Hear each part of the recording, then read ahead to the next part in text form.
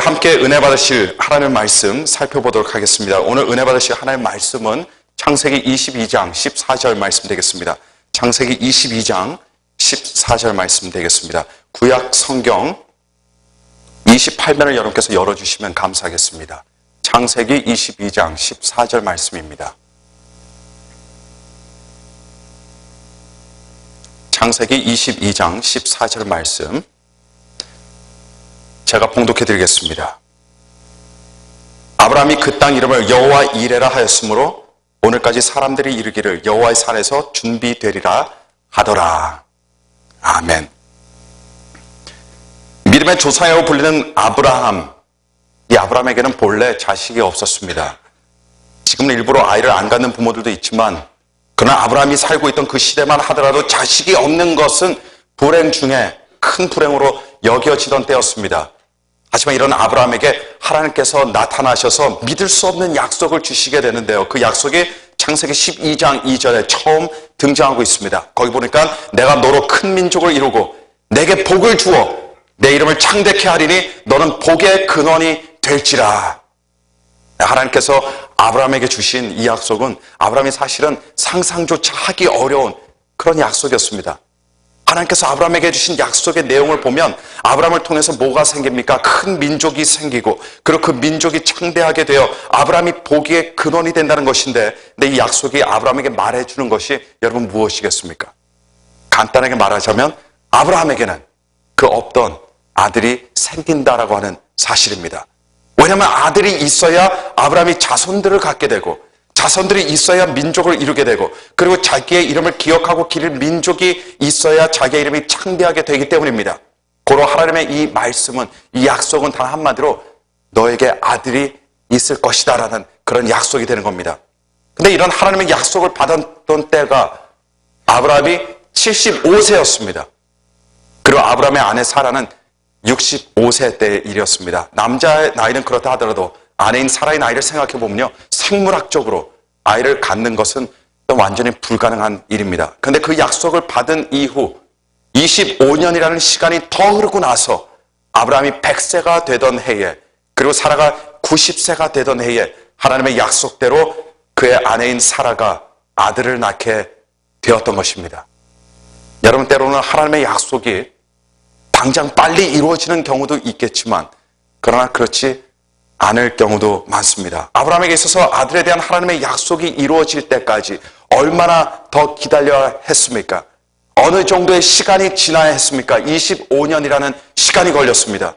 하나님께서는 바로 그 해나 또는 바로 그 다음 해에 이루어 주실 약속을 아브라함에게 주셨던 것이 아니라 25년 이후에 아브라함에게 주어질 축복에 대해서 하나님께서는 미리 말씀해 주신 겁니다. 25년이라면 결코 짧은 시간이 아닙니다. 왜 하나님께서 아브라함으로 하여금 25년을 기다리게 하셨을까라고 했을 때 그 이유는 대략 두 가지로 압축이 될 수 있지 않을까 저는 생각해 봅니다.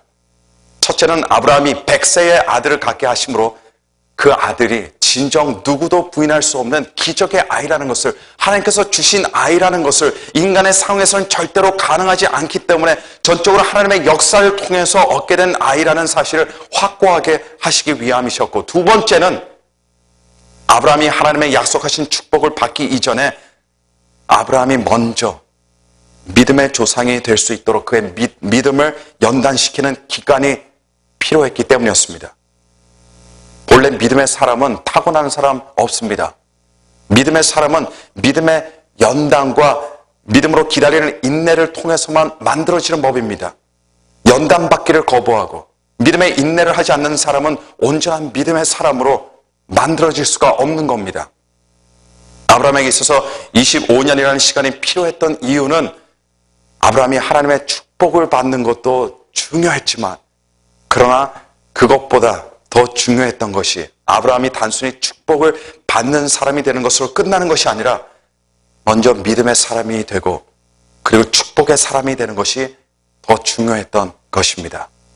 왜냐하면 아브라함을 향한 하나님의 비전은요, 단순히 아브라함에게 축복의 선물을 주시는 것이 아니라 아브라함이 축복의 근원이 되는 것이, 이것이 하나님께서 가지고 계신 아브라함을 향한 비전이었기 때문입니다.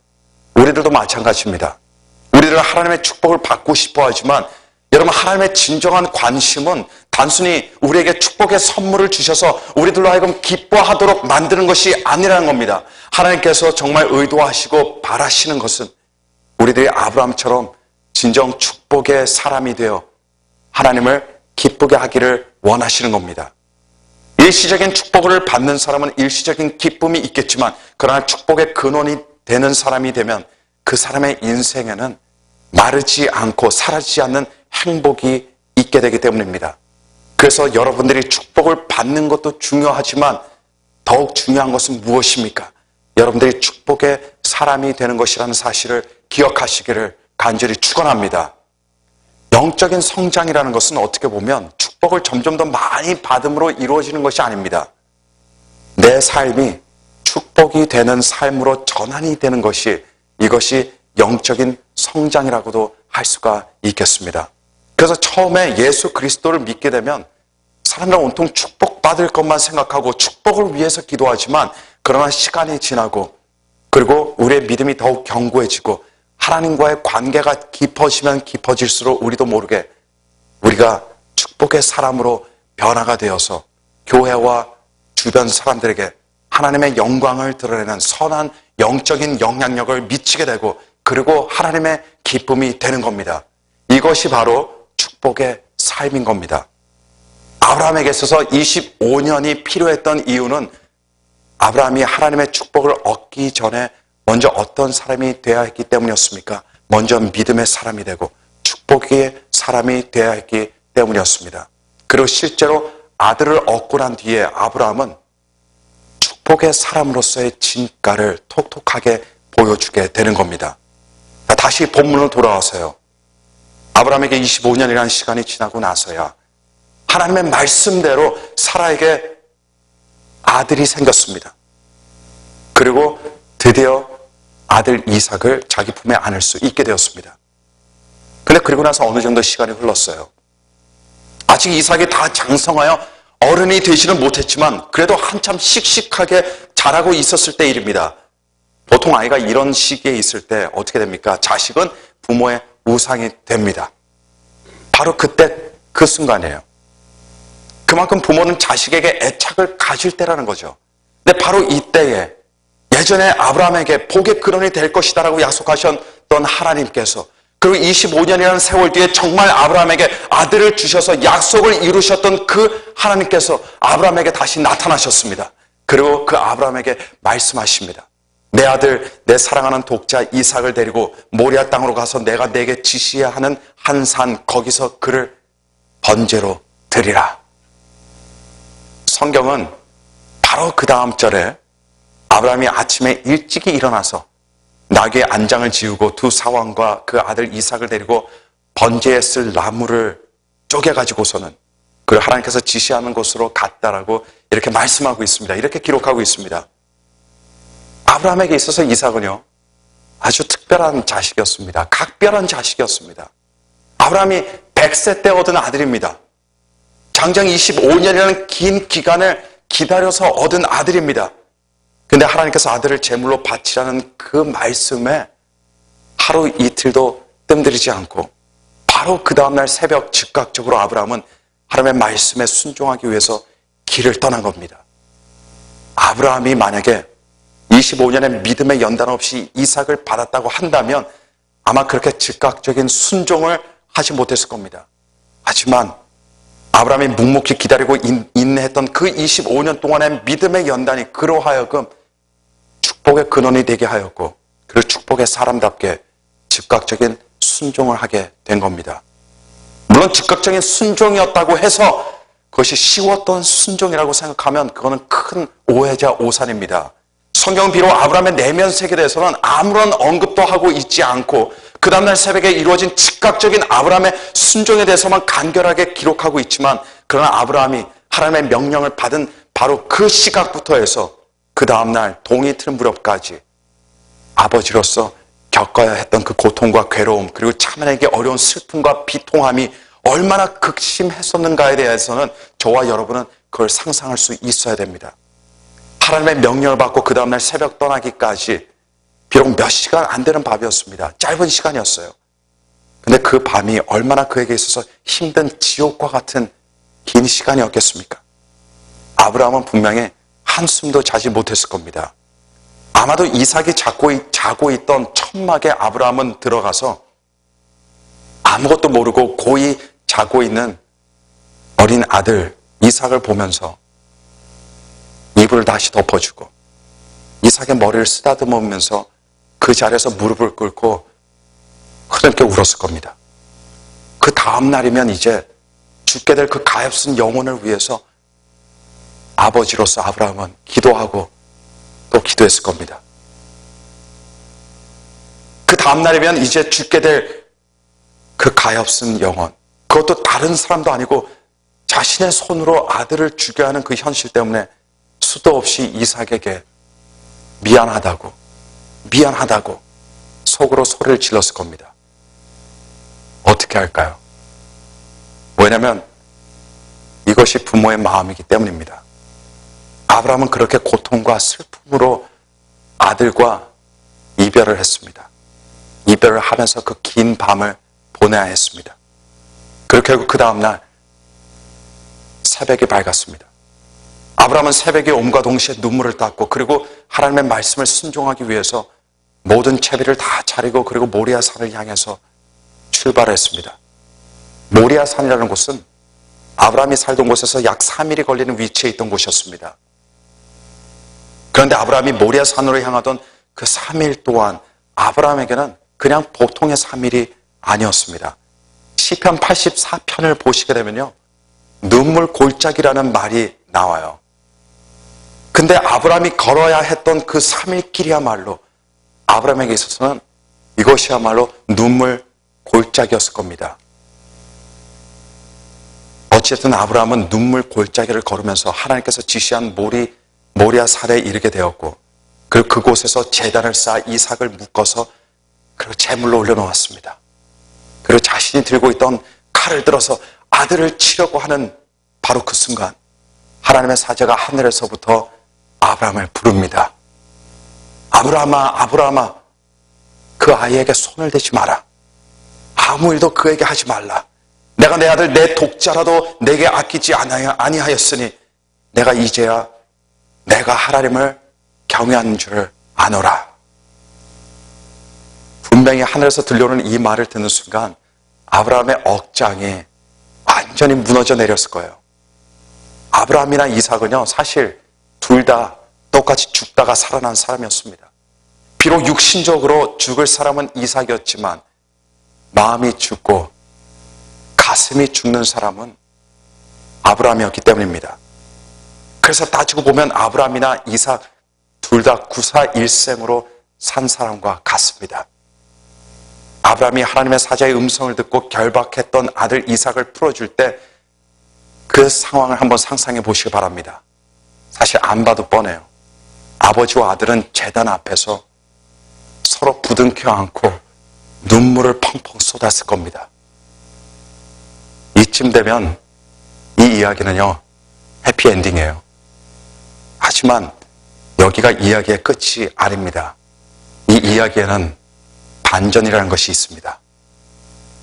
아브라함이 아들 이삭을 제물로 바치는 이야기 중에 바로 여기까지는 아브라함의 믿음과 순종에 대해서 다루고 있었다면 그 이후의 이야기에서는 이제 아브라함이 아니라 하나님에 대한 이야기로 전환이 되게 됩니다.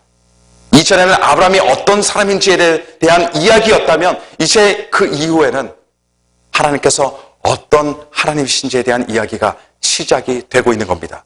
그리고 바로 이 부분이 아브라함이 이삭을 바치는 전체 이야기의 가장 중요한 핵심 포인트가 있는 곳이라고 할 수가 있겠습니다. 그래서 우리는 아브라함과 이삭이 서로 부둥켜 안고 울고 있는 그 모리아 산으로 다시 돌아갑니다. 아브라함이 하나님의 사자의 음성에 따라 아들 이삭의 결박을 풀어주고 정신을 차리고 나서 보니까 마침 한 수양을 발견하게 돼요. 근데 그 수양의 뿔이 수풀에 걸려 있어서 수양에 오도가도 하지 못합니다. 아브라함은 그 즉시로 이 수양을 취해서 이삭을 바치기 위해 쌓았던 그 제단에 수양을 자기 아들 이삭 대신에 올려놓고는 그리고 아들 대신 이 수양을 죽여서 하나님께 제사를 드리게 된 겁니다. 여러분, 그 수양이 왜 그 자리에 있었을까요? 진화론이나 무신론적인 세계관으로 이 순간을 해석한다면 그 수양은 어떤 수양이에요? 굉장히 재수없는 수양입니다. 참 기가 막힌 자리에, 그것도 기가 막힌 타이밍에, 그것도 우연히 수풀에 뿌리 걸려서 오도 가도 못하게 되었기 때문에요. 참 재수없는 수양이에요. 하지만 그 수양은요, 재수가 없는 수양이 아니었습니다. 그 수양이 그 시간에 바로 그 곳에 있었던 이유는 왜냐? 하나님께서 미리 아브라함을 위해서 그리고 이삭을 위해서 그 수양을 준비해 놓으셨기 때문이었습니다. 처음에는 아브라함이 재물을 가지고 갔지만 그러나 정작 제단에 재물로 드려진 것은 아브라함이 데리고 간 이삭이 아니었습니다. 하나님께서 미리 예비하시고 공급하신 수양이었던 겁니다. 여러분, 이건 놀라운 반전이에요. 이야기의 반전과 함께 아브라함도 엄청난 감정의 반전을 경험하게 됩니다. 그의 큰 슬픔이 큰 기쁨으로 변화되고 말았습니다. 그래서 아브라함이 이 사건을 계기로 그 땅 이름을 뭐라고 불렀습니까? 여호와 이레라고 부르게 되었는데, 여호와 이레라는 말은 예비하시는 하나님, 공급하시는 하나님이라는 그런 뜻이었습니다. 오늘 이 시간 하나님의 말씀이 우리들에게 크게 외치고 있는 진리가 여러분 바로 이것입니다. 물론 아브라함이 보여준 믿음과 순종도 대단한 것이지만 그러나 아브라함이 이야기의 주인공이 아니에요. 아브라함의 이야기의 주인공은 누굽니까? 바로 하나님이십니다. 그리고 이 이야기가 오늘 우리들에게 진정 보여주고 있는 것은 하나님께서는 어떤 하나님입니까? 공급해 주시는 하나님, 사랑하는 자녀를 위해서 예배해 주신 하나님이라는 것을 우리들에게 가르쳐주고 있는 겁니다. 저와 여러분이 정말 하나님을 믿는다면 우리는 하나님의 존재만 믿을 것이 아닙니다. 바로 하나님의 공급하심을 믿어야 할 줄로 믿습니다. 왜냐하면 하나님은 실제로 공급하시는 하나님이시기 때문입니다. 우리에게 정말 필요한 것을 공급해 주시는 하나님을 믿지 못한다면 이는 하나님을 믿지 못하는 겁니다. 모든 사람들이 하나님께 등을 돌려서 육신을 쫓아 살아가던 시대에 이 노아만은 하나님을 사랑했습니다. 그리고 자기의 믿음과 그 사랑을 지켰습니다. 이런 노아에게 하나님께서는 홍수 심판을 준비하도록 방주를 짓게 하시는, 예비하시는 은혜를 허락하셨습니다. 본토와 친척과 아비 집을 떠나라고 하신 하나님의 말씀에 비록 갈 바를 알지 못했지만 그러나 어찌됐든 하나님의 말씀을 믿고 순종했던 아브라함에게 하나님께서는 아들을 공급해 주셨습니다. 이스라엘 백성들이 애굽에서 노예로 있을 때 하나님께서는 백성들을 이끌 인도자인, 리더인 모세를 공급해 주셨고, 그들의 앞길에 홍해가 놓여 있고 뒤에는 애굽 병사들이 쫓아올 때 하나님께서는 기적의 손길을 공급해 주셔서 그들이 홍해를 무사히 건너도록 해 주셨으며, 광야에서 먹을 것이 없을 때는 하나님께서 만나와 메추라기를 보내주심으로 일용할 양식을 공급해 주셨고, 그들이 뜨거운 햇빛이 내리쬐는 광야길에서 물이 떨어졌을 때 반석에서 물을 공급해 주셨을 뿐 아니라 광야 한복판에서 하나님께서는 이스라엘 백성들을 위해서 밤에는 불기둥과 낮에는 구름기둥을 공급해 주심으로 그들을 보호해 주셨습니다. 주력에 있는 하나님의 선지자 엘리야에게 하나님께서는 까마귀를 보내주셔서 그의 배를 채우도록 양식을 공급해 주셨으며, 또 가뭄에 먹을 것이 아무것도 남아있지 않아 아들과 함께 마지막 양식을 먹고 자살하려고 했던, 죽음을 택하려고 했던 사르밧 과부에게 하나님께서는 엘리야 선지자를 통해서 가뭄이 끝날 때까지 양식을 공급해 주신 겁니다. 온 가족을 다 잃어버리고 시어머니만 모시고 있던 가난하고 가련한 여인 룻에게 남편을 허락하셔서 예수 그리스도의 계보의 이름을 올리게 되었고, 포도주가 다 떨어진 결혼식장에 예수님께서 물을 포도주로 변화시켜서 그 결혼잔치의 기쁨을 공급하셨습니다. 예수님을 따르는 수많은 배고픈 무리들, 예수님께서는 그냥 보시고만 계시지 않으셨습니다. 이들에게 오병이의 기적을 일으키셔서 그들의 배를 채워주셨습니다. 수많은 병자들에게 치유의 능력을 공급해 주셨고, 좌절하고 절망한 사람들에게 소망을 공급해 주셨습니다. 사도 바울과 다른 사도들의 복음사에게 능력을 공급해 주심으로 복음이 땅끝까지 전파될 수 있도록, 오늘날 우리에까지 이를 수 있도록 우리 하나님께서는 공급해 주신 겁니다. 하나님은 어떤 하나님이십니까? 하나님은 예비하시는 하나님이십니다. 하나님께서는 공급하시는 하나님이십니다. 그러나 오늘 전체 이야기의 흐름을 다시 한번 볼 때 우리가 꼭 염두에 둬야 하는 사실이 있습니다. 우리가 반드시 깨달아야 되는 사실이 한 가지가 있습니다. 아브라함은 하나님의 공급과 하나님의 예비하심을 체험하기 전에 그는 힘들고 어려운 눈물의 골짜기를 걸어가야 했다는 것을 여러분 기억하시길 바랍니다. 아브라함이 공급해 주시고 예배해 주시는 하나님을 경험할 수 있었던 이유가 어디에 있었습니까?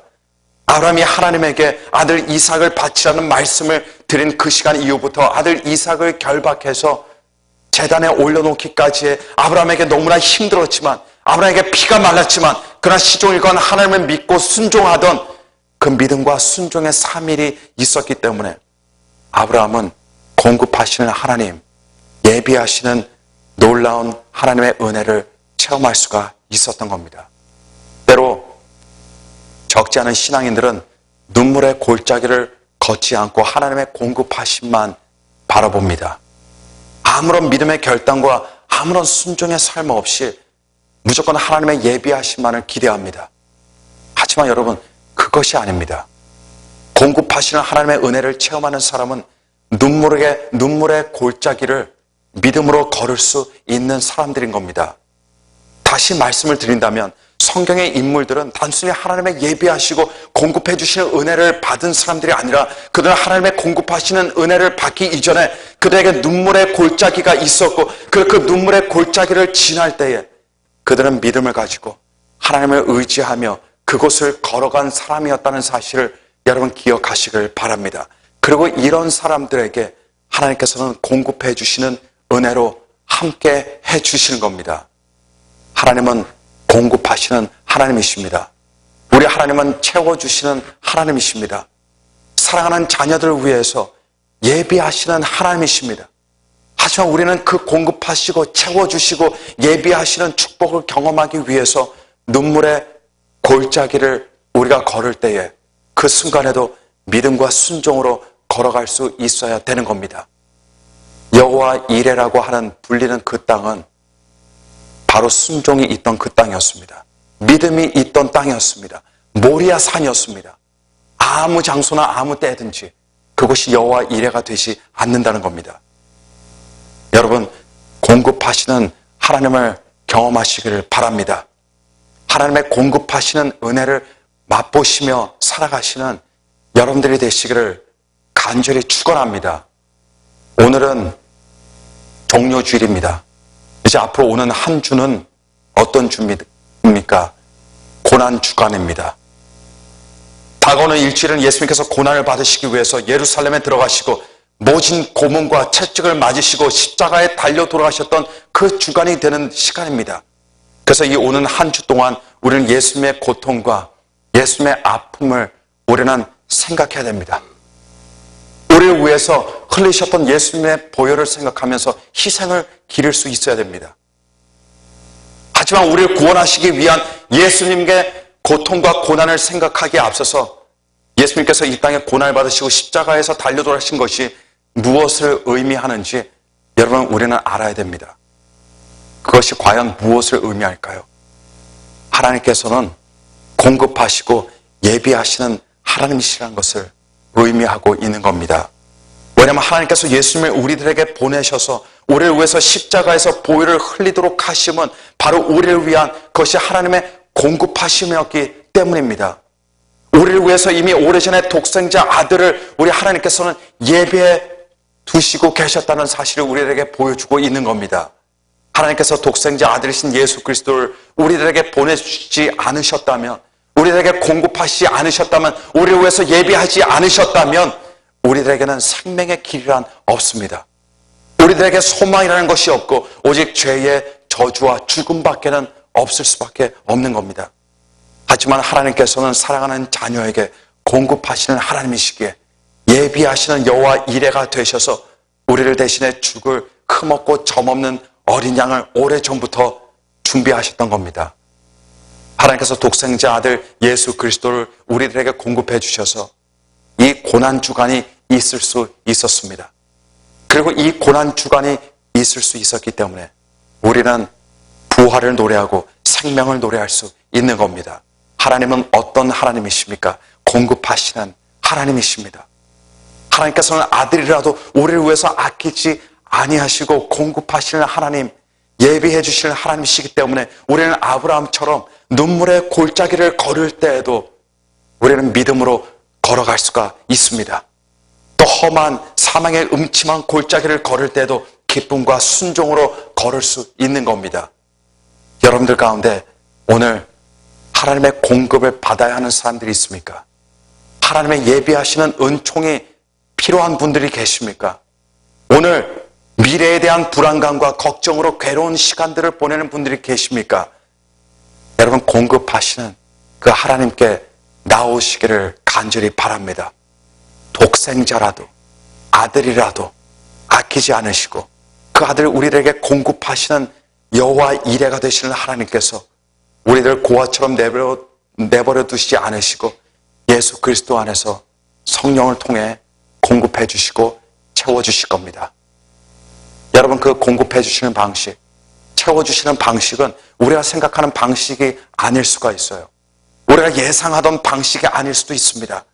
아브라함도 하나님께서 수양을 예비하실 것이라는 사실은 꿈에서조차 상상할 수 없었던 일이었습니다. 그러나 하나님께서는 반드시 믿음의 사람들에게 그 방법이 어떻든 간에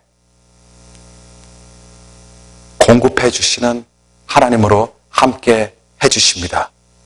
우리가 눈물의 골짜기를 걸어가야 할 때 우리는 그저 믿음으로 순종함으로 걸어가면 됩니다.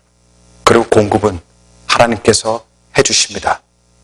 이 고난 주간도 여러분 공급하시는 하나님의 은혜 속에서 승리하며 살아가시던 저와 여러분들이 되시기를 오늘 시간 간절히 축원합니다. 우리 함께 들으신 말씀 생각하면서 기도하시겠습니다. 공급하시는 하나님, 예비하시는 하나님을 바라보면서 우리 통성으로 함께 기도할 때 하나님 우리에게 항상 공급해 주시지만 그것을 하나님의 은혜로 생각하지 않고 나의 덕으로 생각한, 나의 능력으로 생각한, 그래서 내 모든 것들을 내 것으로 생각했던 그런 모습들이 있었다면 하나님 오늘 시간 용서하여 주시고 공급하시는 하나님의 은혜를 의지하며 주님께 나아가는 귀한 시간 될 수 있게 해달라고 우리 통성으로 합심으로 다 함께 기도하도록 하겠습니다. 함께 기도하시겠습니다. 거룩하시며 전능하신